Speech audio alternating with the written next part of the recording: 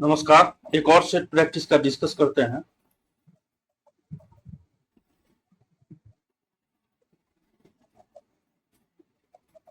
प्राचीन भारत,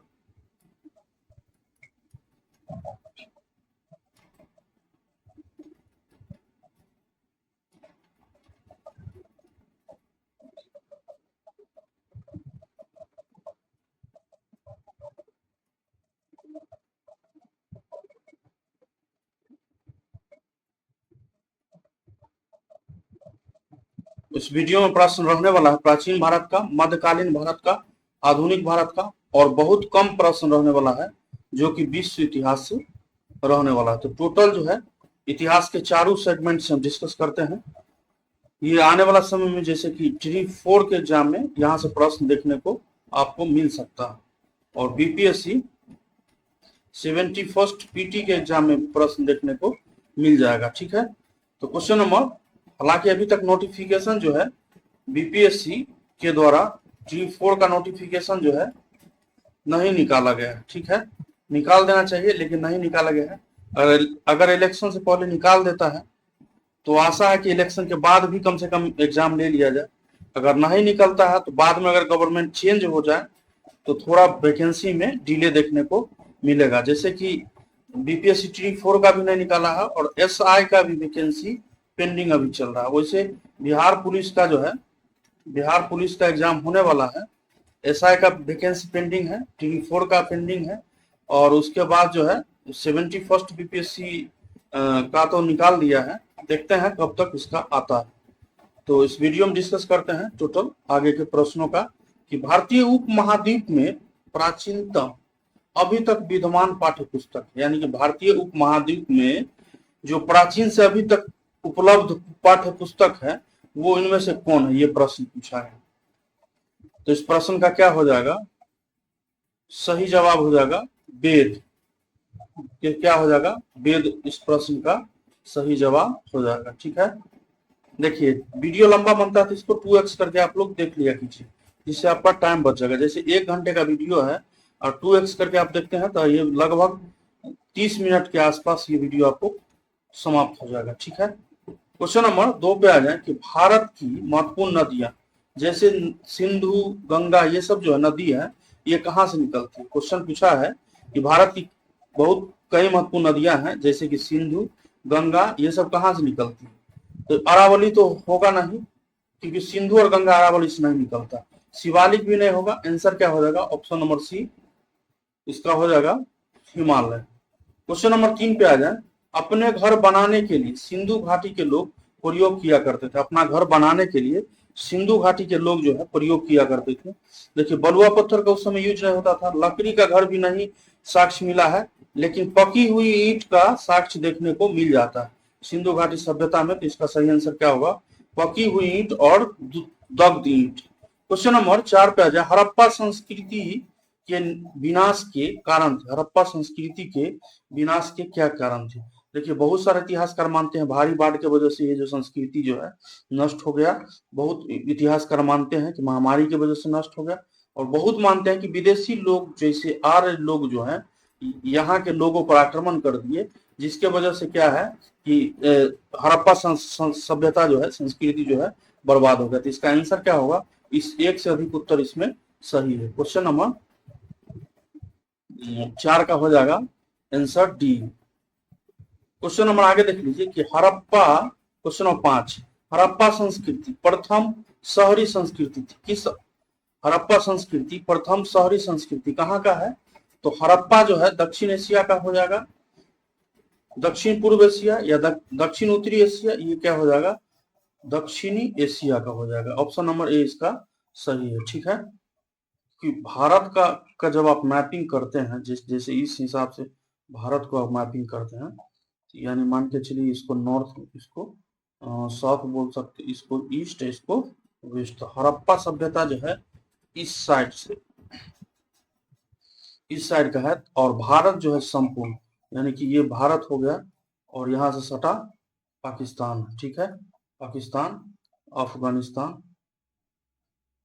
तो यहाँ देखने को मिल जाता है। तो ये एशिया में मानचित्र में किस साइड पड़ता है, तो दक्षिण एशिया में इसका जो है अवस्थिति स्थित है। तो ये क्या हो जाएगा, दक्षिण एशिया का।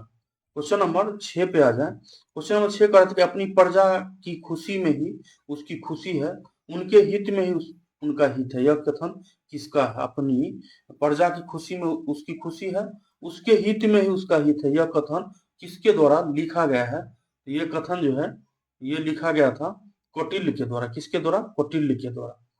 क्वेश्चन नंबर 7 पे आ जाए। बौद्ध मत की परिषदें आयोजित हुई थी। बौद्ध मत की जो परिषदें हैं, सभा, ये आयोजित क्यों होता था? तो इसका सही आंसर क्या हो जाएगा? बौद्ध ग्रंथों को संकलन करने के लिए और विवादों को निपटारा के लिए या निवारण के लिए जो है बौद्ध मत का आयोजन, बौद्ध परिषद का आयोजन होता था, बौद्ध संगठन का आयोजन किया जाता था। इसका सी हो जाएगा। क्वेश्चन नंबर 8 पे आ जाए कि एक चंद्रगुप्त की शक्ति और एक समुद्रगुप्त की बहुमुखी प्रतिभा और एक अकबर की उदारता उसमें थी। यह कथन किसके द्वारा कहा गया है? एक चंद्रगुप्त की शक्ति, एक समुद्रगुप्त की बहुमुखी प्रतिभा और एक अकबर की उदारता उसमें थी। यह कथन किसने लिखा है? ये कथन जो है ये लिखा गया है हेमचंद्र राय चौधरी के द्वारा। हेमचंद्र राय चौधरी के द्वारा। क्वेश्चन नंबर 9 पे आ जाए। श्रीनगर नामक एक शहर की आधारशिला किसने रखी थी? श्रीनगर नामक एक शहर की आधारशिला किसके द्वारा रखा गया था? क्वेश्चन नंबर 9 का आंसर करें तो ये हो जाएगा श्रीनगर उस समय अशोक के, मौर्य साम्राज्य के सम्राट शासक अशोक के द्वारा रखा गया था। क्वेश्चन नंबर 10 पे आ जाइए। देखिए यहाँ से प्रश्न आप लोग देख लीजिए। यहाँ प्रश्न राइट साइड में है और प्रश्न और यहाँ दिया गया प्रश्न संख्या यहाँ अंकित है। तो प्रदेशिका कौन थे? प्रदेशिका कौन थे? तो ये मौर्य साम्राज्य से संबंधित प्रश्न है। मौर्य साम्राज्य में, मौर्य साम्राज्य, तो 10 नंबर प्रश्न का क्या हो जाएगा? प्रदेश का जो है राजस्व संग्रहण कर्ता को बोला जाता था। राजस्व जो और वसूला करता था, राजस्व को जो संकलन किया करता था उसको राजस्व संग्रहण कर्ता बोलते हैं। उसको उस समय मौर्य प्रशासन में प्रदेशिका के नाम से जानते थे। क्वेश्चन नंबर आगे कह रहा है 11 नंबर कि मौर्य साम्राज्य के पतन के लिए जिम्मेदार संतुष्टिकरण की नीति किसकी थी? मौर्य साम्राज्य के पतन के लिए जिम्मेदार संतुष्टिकरण की नीति किसकी थी? क्वेश्चन नंबर 11 पूछ रहा। 11 प्रश्न का सही आंसर क्या हो जाएगा? तो ये हो जाएगा अशोक का। क्या हो जाएगा? अशोक का। क्वेश्चन नंबर 12 पे आ जाए। रत्नावली एक प्रसिद्ध कृति थी। रत्नावली एक प्रसिद्ध कृति थी, रचना थी किसकी? क्या हो जाएगा? 12 नंबर क्वेश्चन। तो इसका क्या हो जाएगा?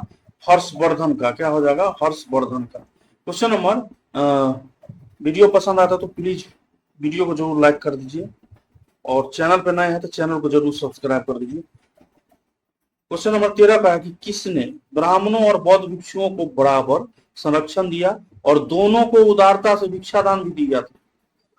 किसने किस राजा के बारे में कहा गया है कि ब्राह्मणों और बौद्ध भिक्षुओं को बराबर मात्रा में दान दिया करता था, नहीं, और दोनों को उदारता से भिक्षादान भी देता था और संरक्षण भी देता था?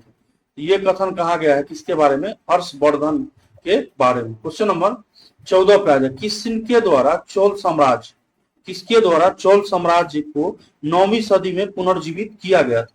क्वेश्चन पूछा गया है कि किसके द्वारा चोल साम्राज्य को 9वीं सदी में पुनः जो है जीवित किया गया था, पुनर्जीवित किया गया था? Question number 14। तो इस प्रश्न का सही आंसर हो जाएगा ये 20 यार्ले हो जाएगा, 20 यार्ले हो जाएगा। चलिए क्वेश्चन नंबर आगे आ जाइए। क्वेश्चन नंबर 15 का कि किन राजाओं के द्वारा नागरथ को व्यापार और व्यवसाय को संपन्न करने के लिए सुपुर्द किया गया था? किन राजाओं के द्वारा नागरथ को व्यापार और व्यवसाय को संपन्न करने के लिए सुपुर्द किया गया था? क्वेश्चन नंबर 15 का आंसर करें। क्वेश्चन नंबर 15 का आंसर करें तो यह क्या हो जाएगा? चोल वंश। क्या हो जाएगा? चोल वंश। क्वेश्चन नंबर 16 पे आ जाए। अपनी आर्थिक गतिविधियों के विकास के लिए यूरोप के किस देश ने अत्युत्तम पृथक्करण की नीति को अपनाया गया था? अपनी आर्थिक गतिविधियों के विकास के लिए यूरोप के किस देश ने अत्युत्तम पृथक्करण की नीति को अपनाया था? इसका सही आंसर क्या हो जाएगा? 16 नंबर प्रश्न का। तो इसका सही हो जाएगा इंग्लैंड। क्या हो जाएगा? इंग्लैंड। क्वेश्चन नंबर आगे आ जाइए। 17 नंबर प्रश्न देखिए। 17 नंबर कह रहा है कि किस व्यवसायिक वर्ग ने अपने हितों के लिए अहस्तक्षेप के सिद्धांत को महानता के साथ प्रोत्साहित किया था। किस व्यवसायिक वर्ग ने अपने हितों के लिए हस्तक्षेप के सिद्धांत को महानता के साथ प्रोत्साहित किया था। Question number 17। क्वेश्चन नंबर 17 का क्या हो जाएगा, ये हो जाएगा पूंजीपति वर्ग। क्या हो जाएगा, पूंजीपति वर्ग। क्वेश्चन नंबर देखिए, जैसे टीडी 1 के एग्जाम में क्वेश्चन का लेवल जो था वो इजी रखा गया, क्वेश्चन टीडी 2 में क्वेश्चन का लेवल जो है इससे थोड़ा मॉडरेट कर दिया गया। मॉडरेट और टीयर 3 में क्वेश्चन का लेवल ठीक ठाक ही रखा, इजी टू मॉडरेट बोल सकते हैं। और जैसा कि आप जानते हैं कि टीयर 4 में क्वेश्चन आपको मॉडरेट टू हो सकता है, मॉडरेट टू डिफिकल्ट देखने को मिले। क्योंकि रीजन क्या है, रीजन ये हो रहा है कि मान के चलिए मैक्सिमम स्टूडेंट जो है अदर कंपटीशन, जैसे पहले जो है स्पेशल टीचर के लिए स्टूडेंट होता था, लेकिन अब जो है बहुत सारा स्टूडेंट जो है अदर क्षेत्र से भी आके, जैसे जो बैंक का तैयारी करता था, रेलवे का तैयारी करता था, एसएससी सीजीएल वगैरह ये सब का तैयारी करता था, स्टेट पीसीएस का तैयारी किया करता था, ये सब स्टूडेंट जो है जो इस एग्जाम में सक्सेस नहीं हो सका, वो सब स्टूडेंट आप धीरे धीरे टीचर के एग्जाम में आना शुरू हो गया। तो क्वेश्चन का लेवल और कट ऑफ जो है आपको धीरे धीरे ऊंचा देखने को मिल सकता है। ठीक है, तो क्वेश्चन नंबर 18 कह रहा था कि पुनर्जागरण का सबसे एक महत्वपूर्ण योगदान की स्थापना करना था। पुनर्जागरण का सबसे एक महत्वपूर्ण योगदान की स्थापना करना था, तो इसका सही क्या हो जाएगा, व्यक्तित्ववाद हो जाएगा। क्या हो जाएगा, व्यक्तित्ववाद।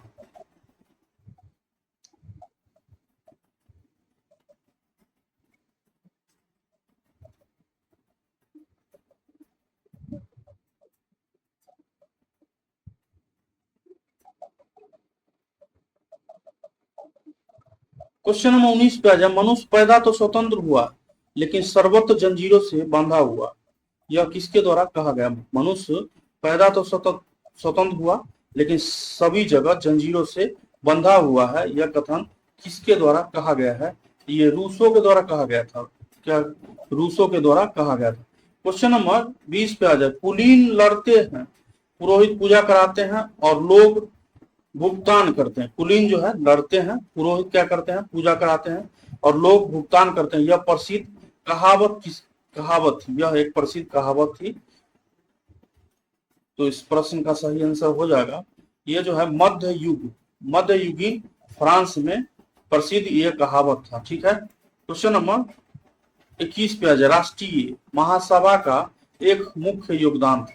राष्ट्रीय महासभा का एक मुख्य योगदान था।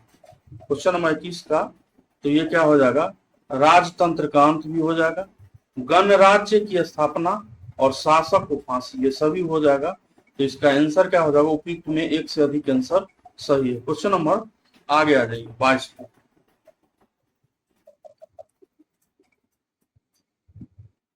क्वेश्चन नंबर 22 पर है कि क्रांति के बाद फ्रांस में आर्थिक उन्नति का मुख्य कारण कृषि प्रगति के कारण था।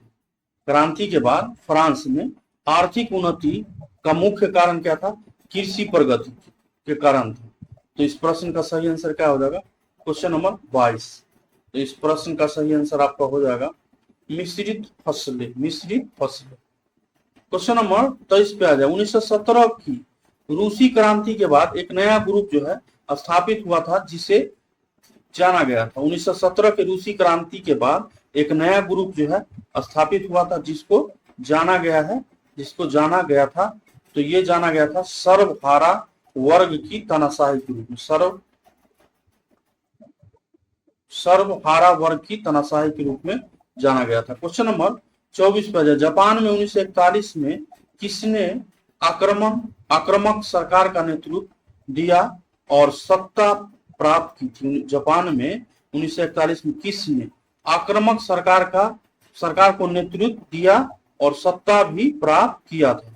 तो इसका सही आंसर क्या हो जाएगा? क्वेश्चन नंबर 24 का ये हो जाएगा general Hideki Tojo, general Hideki Tojo. Question number 25 पे आ जाए। 8 दिसंबर 1941 को द्वितीय विश्व युद्ध में किसने प्रवेश किया था? 8 दिसंबर 1941 को द्वितीय विश्व युद्ध में किसने प्रवेश किया था? तो इस प्रश्न का सही आंसर क्या होगा? इस प्रश्न का सही आंसर आपका हो जाएगा अमेरिका। क्या हो जाएगा? America.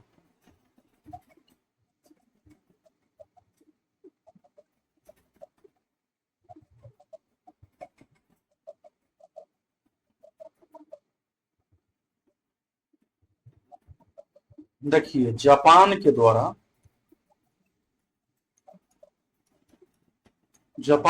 Pearl Harbor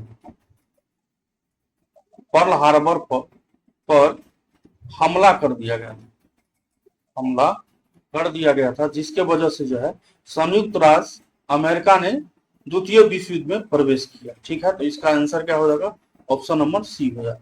question number आ जाइए 26 पे। द्वितीय विश्व युद्ध समाप्त कब हुआ? द्वितीय विश्व युद्ध समाप्त कब हुआ है?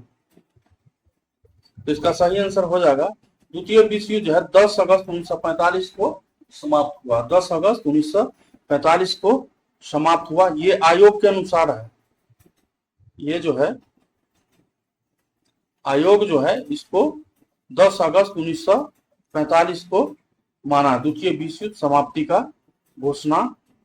द्वितीय विश्व युद्ध जो है 2 सितंबर 1945 को समाप्त हो गया था। जब कैसे कि जब जापान ने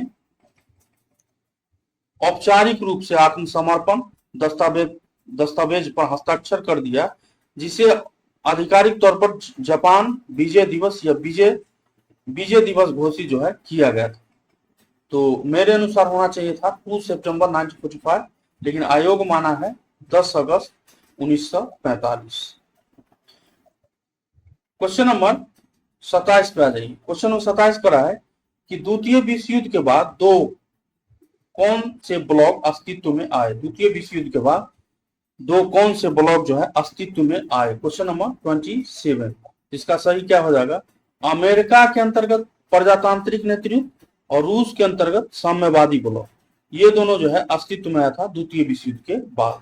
ऑप्शन नंबर सी सही हो जाएगा। क्वेश्चन नंबर 28 पे आ जाए। इल्तुतमिश का तत्कालीन उत्तराधिकारी कौन था? इल्तुतमिश का तत्कालीन उत्तराधिकारी कौन था? गुलाम वंश से संबंधित प्रश्न है मध्यकालीन भारत।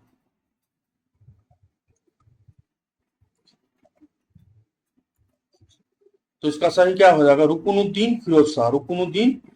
इसके बाद जो है रजिया सुल्तान बनी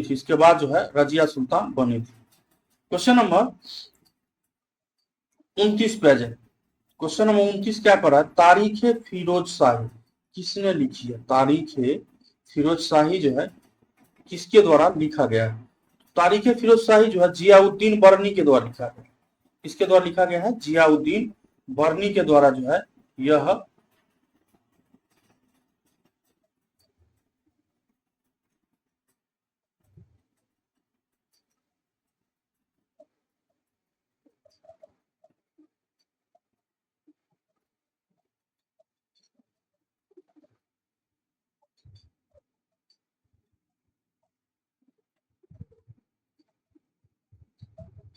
क्वेश्चन नंबर 29 कर रहा था तारीख फिरोज शाही किसने लिखी है? तो क्या हो जाएगा? जियाउद्दीन बर्नी।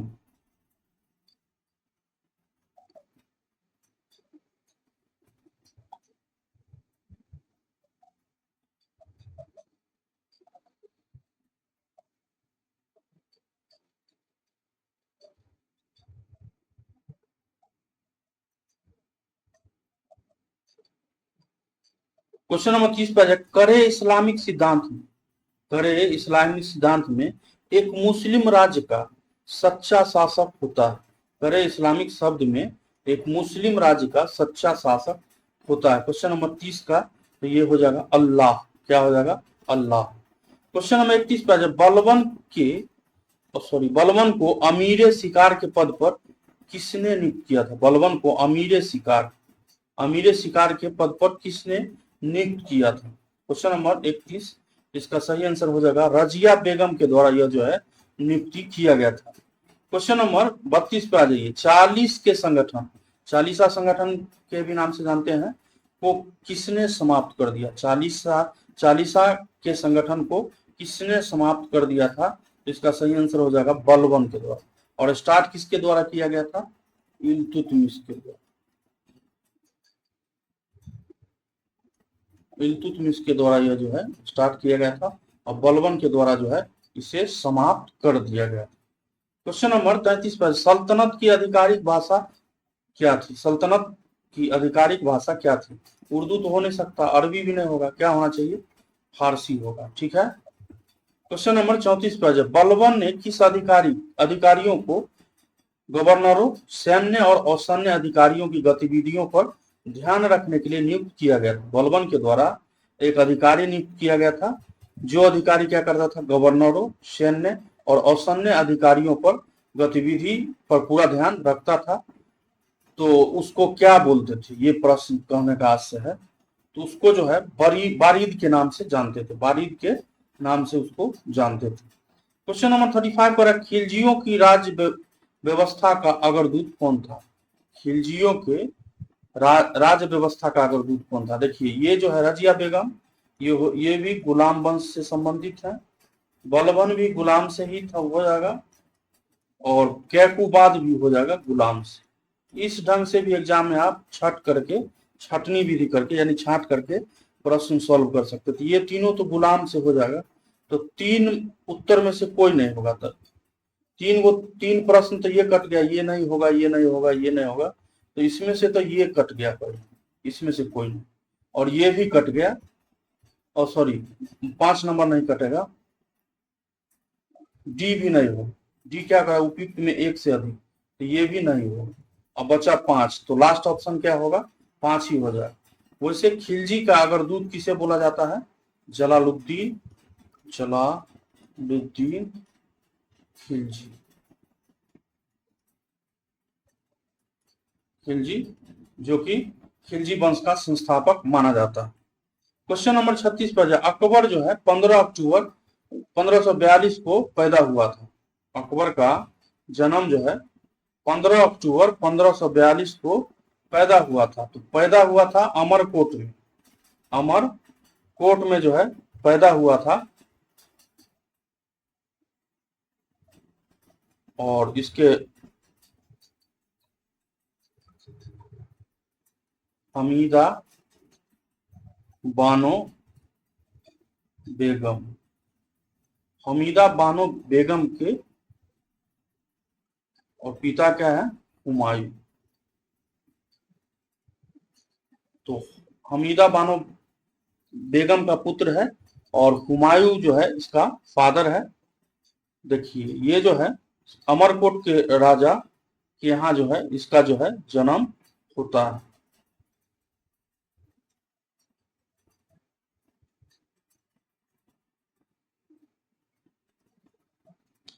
क्वेश्चन नंबर 37 पे राष्ट्रीय शासक किसको कहा गया? राष्ट्रीय शासक इनमें से किसको कहा गया? शेर शाह सूरी नहीं, बहादुर शाह जफर भी नहीं, अकबर को राष्ट्रीय शासक का दर्जा दिया गया है। ठीक है। क्वेश्चन नंबर 37 का क्या हो जाएगा? Option number B. Question number 38 पे आ जाए। प्रथम राजपूत राजा जिसने अकबर के साथ वैवाहिक संबंध आरंभ किया था। प्रथम राजपूत राजा जिसने अकबर के साथ वैवाहिक संबंध को स्टार्ट किया था, तो ये हो जाएगा जयपुर के राजा के द्वारा यह जो है शुभ काम किया गया था। क्या बोल सकते हैं? शुभ काम किया गया।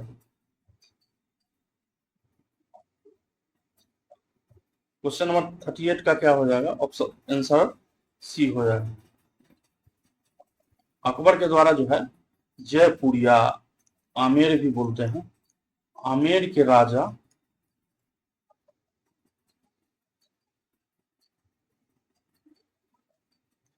भारमल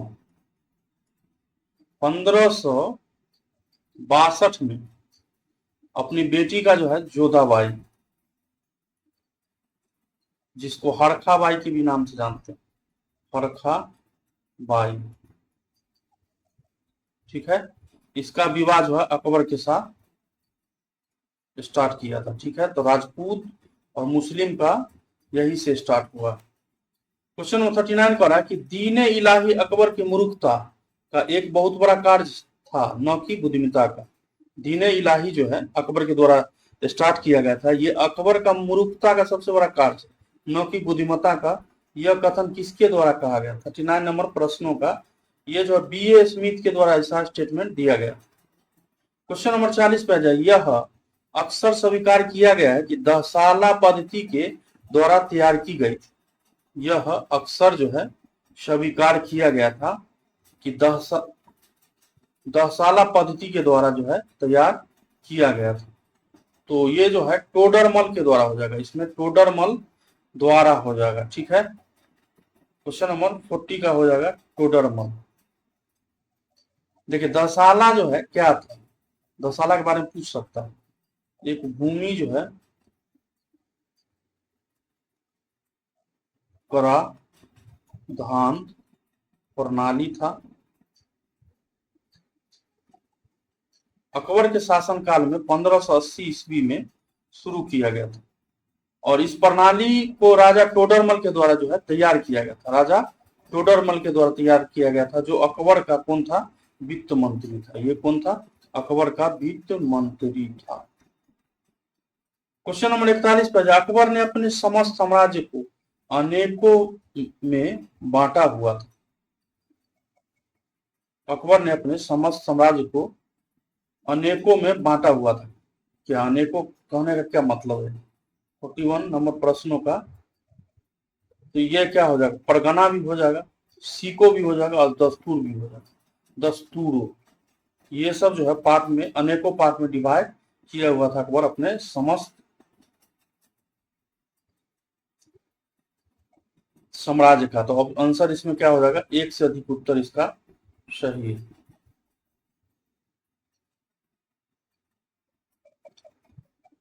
क्वेश्चन नंबर 42 पर बक्सर के युद्ध ने कार्य को पूरा किया। बक्सर के युद्ध ने कार्य को पूरा किया। क्वेश्चन नंबर 42 देखिए, बक्सर के युद्ध ने कार्य को पूरा किया तो क्या हो जाएगा? प्लासी का युद्ध हो जाएगा इसमें। तो प्लासी का युद्ध जो है कब हुआ है? 1757 में। ब्रिटिश ईस्ट इंडिया कंपनी को बंगाल में एक महत्वपूर्ण आधार मिल गया, लेकिन बक्सर का युद्ध कब हुआ है? 1764 में। तो जिसने वास्तव में कंपनी की सैन्य और राजनीतिक सर्वोच्चता स्थापित कर दिया था और भारत में ब्रिटिश राज की नींव रखी थी। तो ब्रिटिश राज की नींव जो है रखा गया था प्लासी का युद्ध से ही, जो कि 1757 में हुआ था। यही इस प्रश्न का सही आंसर होगा। क्वेश्चन 43 पर आ जाए। क्लाइव बंगाल कब वापिस इसके गवर्नर के रूप में लौटा? क्लाइव जो है सीधा सीधा पूछ रहा है कि बंगाल का गवर्नर बनकर पुनः कब लौटा था। 43 नंबर प्रश्न का ये बना था 1765 में। क्वेश्चन नंबर आ जाइए 44 नंबर पे। इलाहाबाद की संधि हुआ है, इलाहाबाद का संधि जो है कब हुआ है? ये हुआ है 1765 में। इलाहाबाद की संधि 16 अगस्त 1765 को हुआ है। संधि बक्सर के युद्ध के बाद, बक्सर के युद्ध के बाद मुगल सम्राट शाह आलम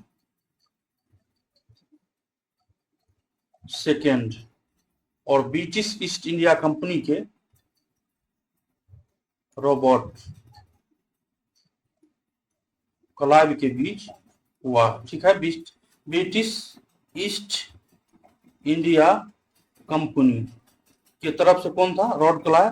रॉबर्ट क्लाइव और मुगल सम्राट की तरफ से कौन था? मुगल बादशाह शाह आलम सेकंड। तो सही आंसर बी आंसर हो, बी ऑप्शन हो जाएगा। क्वेश्चन नंबर आ जाइए 45 पर। संथाल परगने में सिपाहियों ने पहली बार गोलीबारी की थी। संथाल परगना में सिपाहियों के द्वारा पहली बार गोलीबारी इनमें से किस पे किया गया था? इसका सही है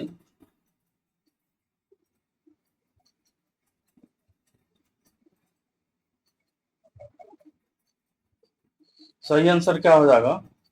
किसानों पर। क्या हो जाएगा? किसानों पर। ऑप्शन नंबर ए इसका सही है। क्वेश्चन नंबर 46 पे आ जाए कि 1857 की क्रांति हिंदू मुस्लिम का षड्यंत्र था, यह कथन किसके द्वारा कहा गया?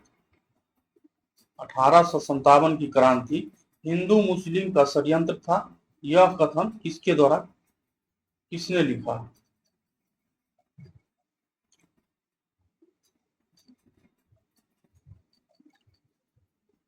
यह कथन जो है sir James Outram, sir James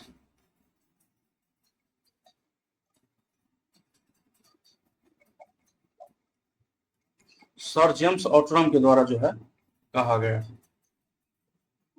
question number 47 पे, जब विदेशी राज से देश को मुक्त कराने के लिए यह एक देशभक्ति का कार्य था, यह किसने लिखा? विदेशी, फिर से सुनिए, विदेशी राज से देश को मुक्त कराने के लिए यह एक देशभक्ति का कार्य था, यह कथन किसके द्वारा कहा गया? तो ये जो कथन है ये विपिन चंद्र के द्वारा कहा गया। 47 नंबर प्रश्न का क्वेश्चन का लेवल तो, और वीडियो पसंद आता तो प्लीज वीडियो को लाइक जरूर कर दीजिए, और चैनल को जरूर, चैनल पे नए हैं तो सब्सक्राइब एक बार जरूर कर दीजिए, और वीडियो को शेयर भी कर दीजिए। क्वेश्चन नंबर 48 पे आ जाए कि 1857 की क्रांति में बिहार के किस नेता ने सक्रिय साझेदारी दिखाई थी? 1857 की क्रांति में बिहार के किस नेता ने सक्रिय साझेदारी जो है दिखाया था? तो क्या हो जाएगा? बाबू पीर कुंवर सिंह, आरा से नेतृत्व करता। क्वेश्चन नंबर 49 पे आ जाए, 1886 के अधिवेशन में भारतीय राष्ट्रीय कांग्रेस का अध्यक्ष कौन था?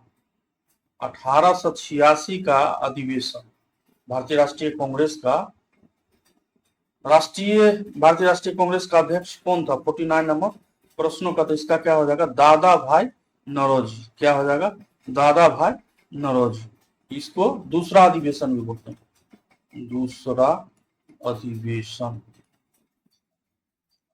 आयोजन कहाँ किया गया था? कलकत्ता में इसका आयोजन हुआ, कलकत्ता, जो कि अब कोलकाता के नाम से जानते हैं। क्वेश्चन नंबर 50 पे आ जाए, कांग्रेस के उदारवादी नेताओं की मुख्य मांग क्या थी? कांग्रेस की उदारवादी नेताओं की मुख्य मांग क्या थी? प्रशासन में सुधार, विधान परिषदों में चुनाव सिद्धांत के प्रारंभ, और निष्ठावान चरित्र, सभी था। तो उत्तर क्या हो जाएगा? एक से अधिक उत्तर इसमें सही है। क्वेश्चन नंबर आगे आ जाइए। Question number 51 correct. 1947 में इंडिया डिवाइडेड एक पुस्तक किसके द्वारा लिखा गया? 1947 में एक पुस्तक लिखा गया जिसको इंडिया डिवाइडेड के नाम से जानते हैं, और यह किसके द्वारा लिखा गया था? यह पूछा है प्रश्न। इसका सही आंसर हो जाएगा डॉक्टर राजेंद्र प्रसाद। इसमें डॉक्टर नहीं दिया, डॉक्टर राजेंद्र प्रसाद।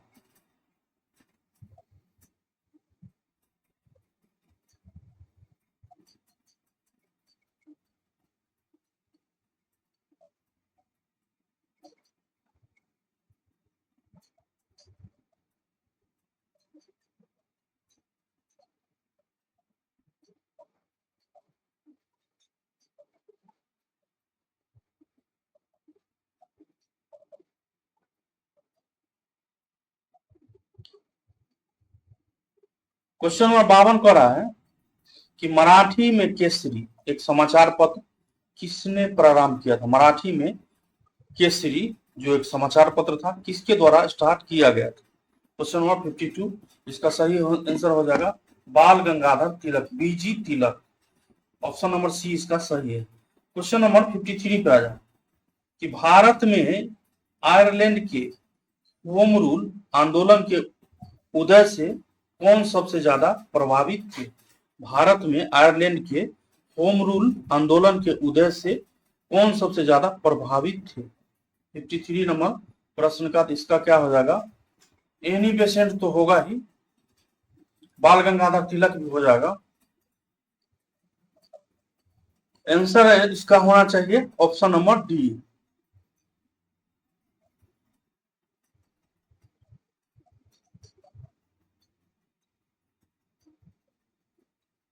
देखिए बाल गंगाधर तिलक जो है 1916 में Belgaum Poona home rule league का स्थापना किए थे। वही एनी बेसेंट जो है 1916 में कहा, मद्रास में।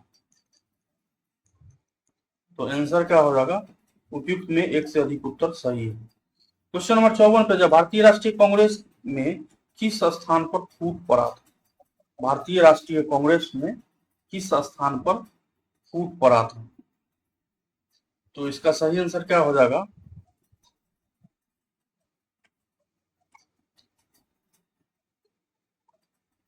ये हो जाएगा आपका सूरत अधिवेशन 1907 में, सूरत अधिवेशन। ठीक है, जहां जो है भारतीय राष्ट्रीय कांग्रेस दो पार्ट में बदल गया था, पार्ट 1 और पार्ट 2। एक को क्या बोलते थे, नरम दल, और एक को बोलते थे गरम दल।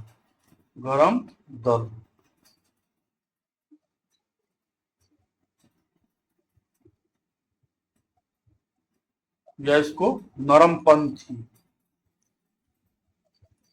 और इसको गरमपंथी भी बोलते थे, गरमपंथी।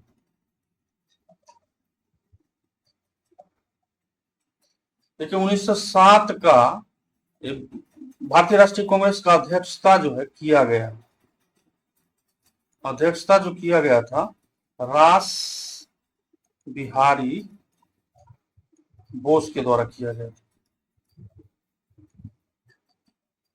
ठीक है, तो कुछ इंपोर्टेंट है ये सब पॉइंट जहां से ध्यान रखने का जरूरत है।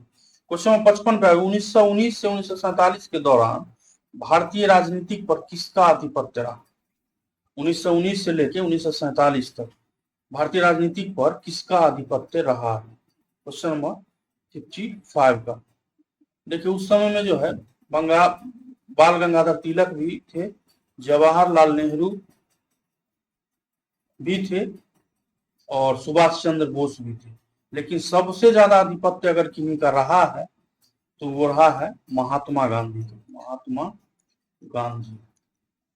तो इस प्रश्न का जो है सही आंसर महात्मा गांधी होगा, क्योंकि इनका जो है 1941 तक ही होगा। ठीक है, तो सही आंसर क्या हो जाएगा, महात्मा गांधी। क्वेश्चन नंबर 56 का कि भारत में 1914, इस प्रश्न का सही आंसर हो जाएगा ऑप्शन नंबर ई, महात्मा गांधी इसका सही आंसर होगा ऑप्शन नंबर ई। और ये जो है ये सब भी शामिल थे, लेकिन सबसे अधिक जो है राजनीतिक प्रभाव 1919 से 47 तक महात्मा गांधी का रहा। गांधी जी के संदर्भ में भी यह प्रश्न पूछा गया है। क्वेश्चन नंबर 56 पे आ जाए कि भारत में 1914 से 1923 के वर्षों के मध्य बिना किसी रुकावटों के महत्वपूर्ण दौड़ चल रही थी। 1914 से 1923 के बीच में क्या महत्वपूर्ण दौर किस चीज का चल रहा है? ठीक, 7-6 का, तो ये सेना में बलपूर्वक भर्ती का जो है दौर चल रहा था। क्वेश्चन नंबर 57 पे आ जाए कि एक परचूर चंदे के द्वारा साबरमती आश्रम को खंडित होने से किसने बचा था? एक परचूर चंदे के द्वारा साबरमती आश्रम को खंडित होने से किसने बचाया था? 57 का, तो ये हो जाएगा अंबा लाल साराभाई। क्या हो जाएगा? अंबा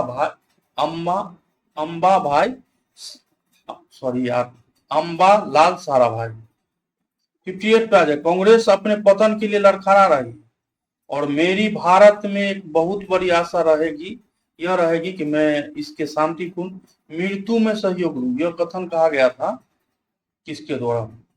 कांग्रेस अपने पतन के लिए लड़खड़ा रही है और मेरी भारत में एक बड़ी आशा यह रहेगी कि मैं इसकी शांतिपूर्ण मृत्यु में सहयोग दूं।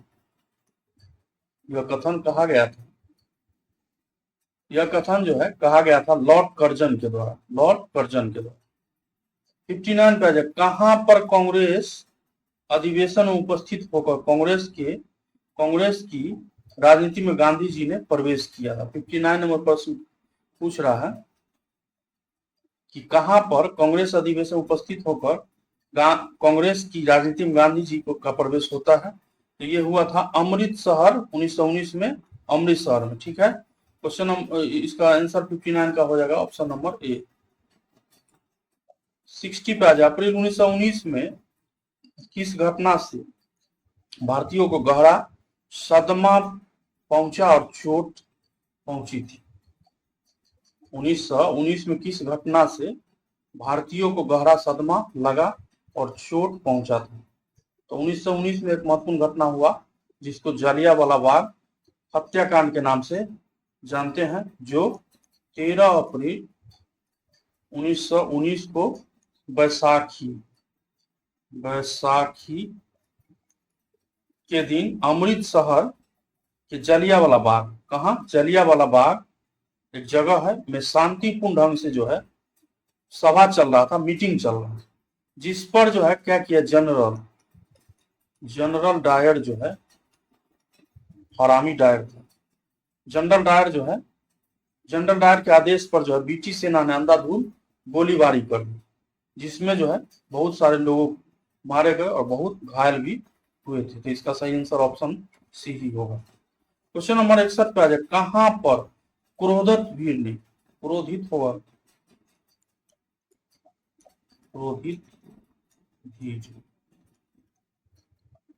कहां पर क्रोधित भीड़ ने पुलिस स्टेशन पर आक्रमण किया और जला दिया, जिसमें 22 पुलिस वालों की जो है मौत हो गया था?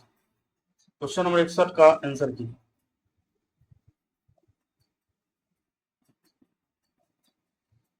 तो इसका सही आंसर क्या हो जाएगा?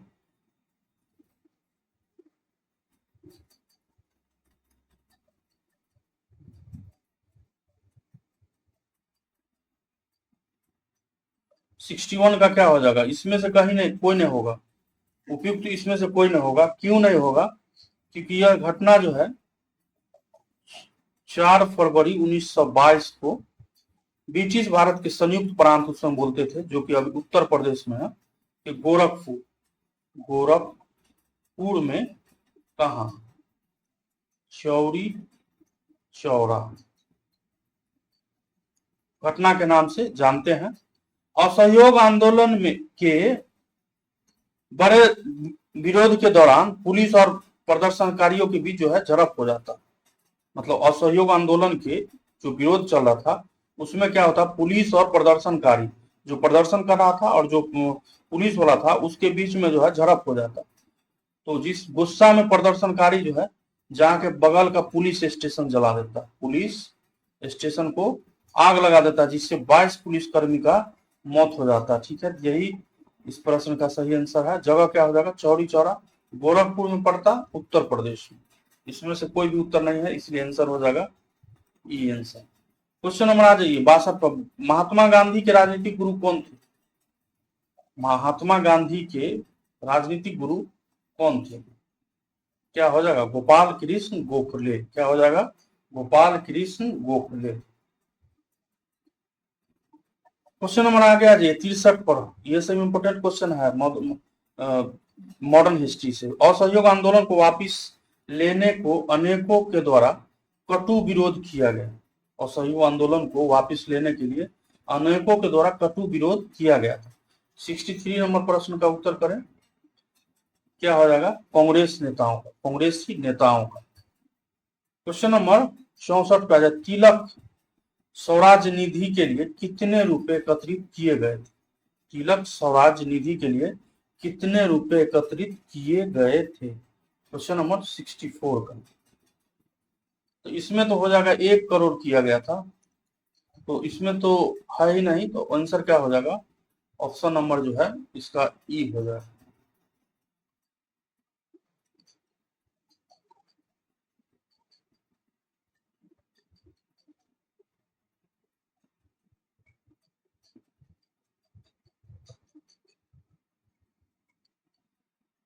क्वेश्चन नंबर 65 पे आ जाए कि 1923 के स्वराज दल का अध्यक्ष कौन था? 1923 के स्वराज्य दल का अध्यक्ष कौन था? 65 नंबर प्रश्न।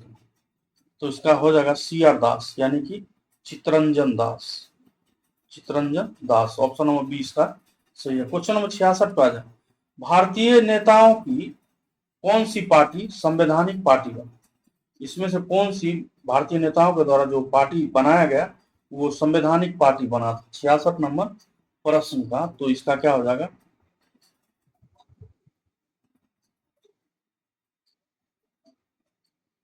आंसर इसका हो जाएगा स्वराज दल। क्वेश्चन नंबर 67 पे आ जाए। साइमन कमीशन भारत आया। साइमन कमीशन भारत कब आया था? तो साइमन कमीशन जो है 1928 ईस्वी में भारत आया।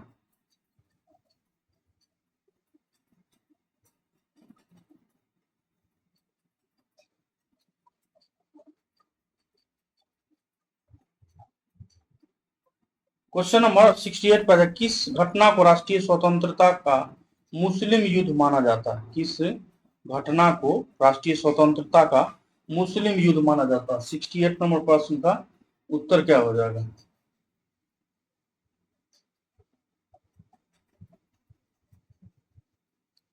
वहाबी आंदोलन में मुस्लिम भी चढ़ बढ़ के हिस्सा लिया था। खिलाफत में भी हो जाएगा। एक मिनट। प्रश्न का संदर्भ क्या है? किस घटना को राष्ट्रीय स्वतंत्रता का मुस्लिम युद्ध माना जाता है?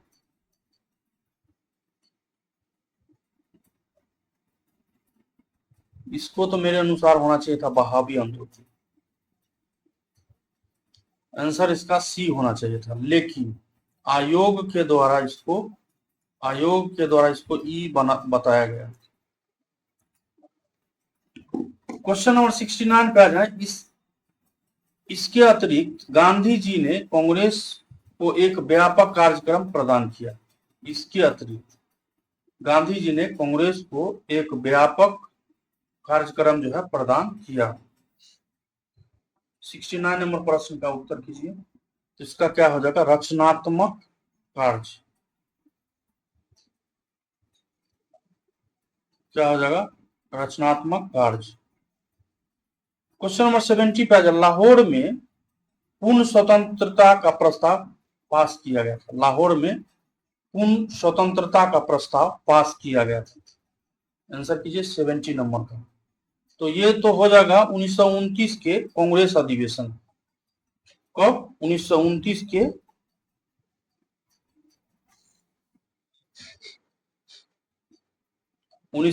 के कांग्रेस अधिवेशन में पूर्ण स्वतंत्रता की मांग जो है किया गया था।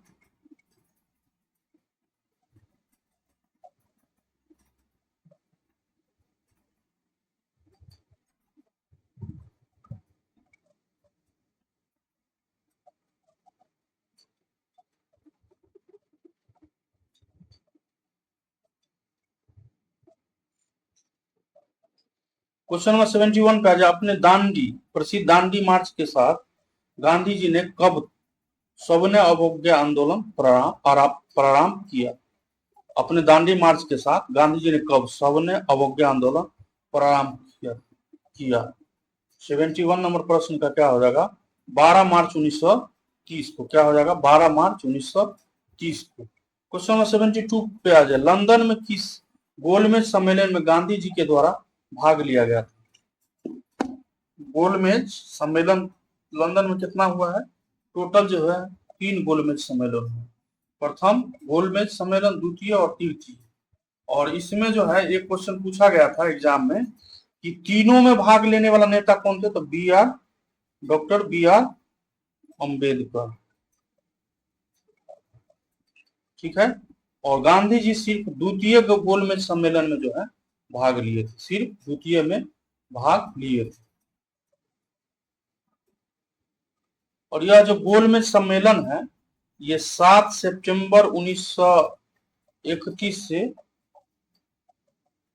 आयोजन 1 दिसंबर 1931 के बीच जो है आयोजित किया गया था, यानी कि द्वितीय गोलमेज सम्मेलन। तो यह गांधी जी ने भारतीय राष्ट्रीय कांग्रेस के एकमात्र प्रतिनिधि के रूप में इसमें जो है भाग लिए थे। गांधी इरविन समझौता पर हस्ताक्षर करने के बाद उन्होंने इस सम्मेलन में भाग लिया, जिसके परिणाम स्वरूप क्या हुआ कि सविनय अवज्ञा आंदोलन को स्थगित करना पड़ा था। क्वेश्चन नंबर 73 पे आ जाओ। 1930 से 31, देखिए वीडियो लंबा बन रहा है, इसको 2x करके आप लोग प्लीज देख लिया कीजिए, ठीक है। तो 1930 से 31 में सविनय अवज्ञा आंदोलन के दौरान कितनी संख्या में लोग जेल गए? कितनी संख्या में 1930 से 31 में जो सविनय अवज्ञा आंदोलन चल रहा था, उसमें कितना जो है संख्या में लोग जो है जेल में गए थे? कितना हो जाएगा?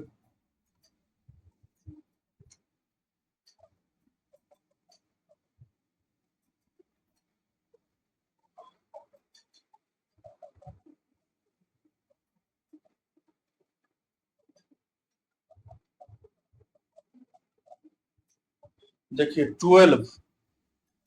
12 का जो एनसीईआरटी बुक जो है, उसका कहना है बुक में कि जो नंबर था वो 60,000 के पास था। 60,000 जो लोग हैं वो जो है जेल गए थे। एनसीईआरटी बुक जो है 12 का, ठीक है। तो इसमें होना चाहिए था 60,000, 60,000, लेकिन है नहीं, तो आंसर इसका हो जाएगा ऑप्शन नंबर ई। क्वेश्चन नंबर 74 पे आ जाइए। किसने निर्भीकता से कहा कि एक राजनीतिक नेता के रूप में मिस्टर गांधी असफल रहे? क्वेश्चन 74 का आंसर कीजिए कि किसने निर्भीकता से कहा कि एक राजनीतिक नेता के रूप में मिस्टर गांधी जो है असफल रहे।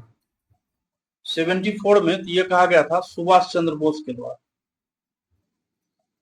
क्वेश्चन नंबर 75 पे, किन दो प्रांतों में मुस्लिम लीग बहुमत प्राप्त करने में असफल रही जबकि वह मुस्लिम बाहुल्य प्रांत?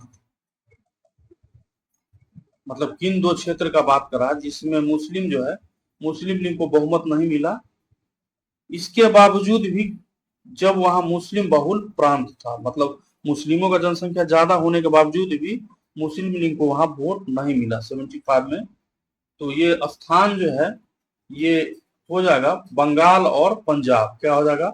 बंगाल और पंजाब में। क्वेश्चन नंबर 76 पे आ जाए। करो या मरो का नारा किसने दिया था? करो या मरो का नारा किसने दिया था? ये दिया गया था महात्मा गांधी के द्वारा भारत छोड़ो आंदोलन के दौरान कब हुआ है? 1942 ईस्वी में। क्वेश्चन नंबर 77 पर, मार्च 1946 में कौन सा कमीशन भारत आया? मार्च 1946 में कौन सा कमीशन जो है भारत आया? देखिए इस प्रश्न को छांट के भी आप बना सकते हैं, जिसको हम लोग छटनी विधि बोलते हैं। क्रिप्स मिशन जो है 1942 में भारत आया। यह मार्च 1942 में भारत आया था और उद्देश्य क्या था? द्वितीय विश्व युद्ध में भारत का सहयोग प्राप्त करना था। इसके वजह से साइमन कमीशन का चर्चा हमने पहले भी किया है कि साइमन कमीशन भारत में 1928 में आया था। तो ये दो आंसर तो कट गया। अब तो दो आंसर की वजह से ये हो गया, और 1946 में कैबिनेट मिशन भारत आया है। आंसर इसका बी आंसर हो जाएगा। क्वेश्चन नंबर 78 पे आ जाए। पाकिस्तान प्राप्ति के लिए किसने प्रत्यक्ष कार्य दिवस का आह्वान किया था? पाकिस्तान प्राप्ति हेतु किसने प्रत्यक्ष कार्य दिवस का आह्वान किया था? 78 नंबर प्रश्न का।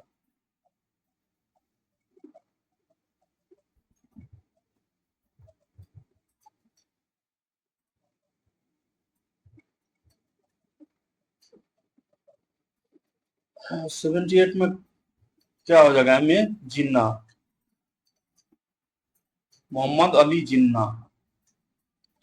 79 पे आ जाए। विभाजन के सिद्धांत की ब्रिटिश सरकार की सहमति की घोषणा किसने की थी? विभाजन के सिद्धांत की ब्रिटिश सरकार की सहमति की घोषणा किसने की थी? 79 नंबर प्रश्न का उत्तर कीजिए। ये क्या हो जाएगा, माउंटबेटन, माउंटबेटन। और क्वेश्चन नंबर आज का लास्ट है कि ब्रिटिश सरकार ने अपनी संसद में भारत स्वतंत्रता अधिनियम पास कब किया। ब्रिटिश सरकार के द्वारा अपना संसद में, यानी कि ब्रिटिश के संसद, ब्रिटेन के संसद में भारत स्वतंत्रता अधिनियम जो है कब पास किया गया। तो इसका सही आंसर क्या हो जाएगा, 18 जुलाई 1947 को। ठीक है, इस वीडियो में हम 80 प्रश्नों का डिस्कस किए, जो कि आधारित था एंशिएंट हिस्ट्री पर, जो कि आधारित था मेडाइवल हिस्ट्री पर, जो कि आधारित था मॉडर्न हिस्ट्री पर, और वर्ल्ड हिस्ट्री। हालांकि वर्ल्ड हिस्ट्री का लगभग कम ही प्रश्न था। तो टोटल 80 प्रश्नों का इस सेट में हमने डिस्कस किया। आशा करते हैं कि वीडियो आपको पसंद आया होगा। अगर पसंद आता तो प्लीज वीडियो को लाइक जरूर कर दीजिए। चैनल पे नए हैं तो चैनल को जरूर सब्सक्राइब कर दीजिए और वीडियो को शेयर एक बार जरूर कर दीजिए। मिलते हैं इसके एक और नए सेट के साथ। ठीक है, तब तक के लिए नमस्कार।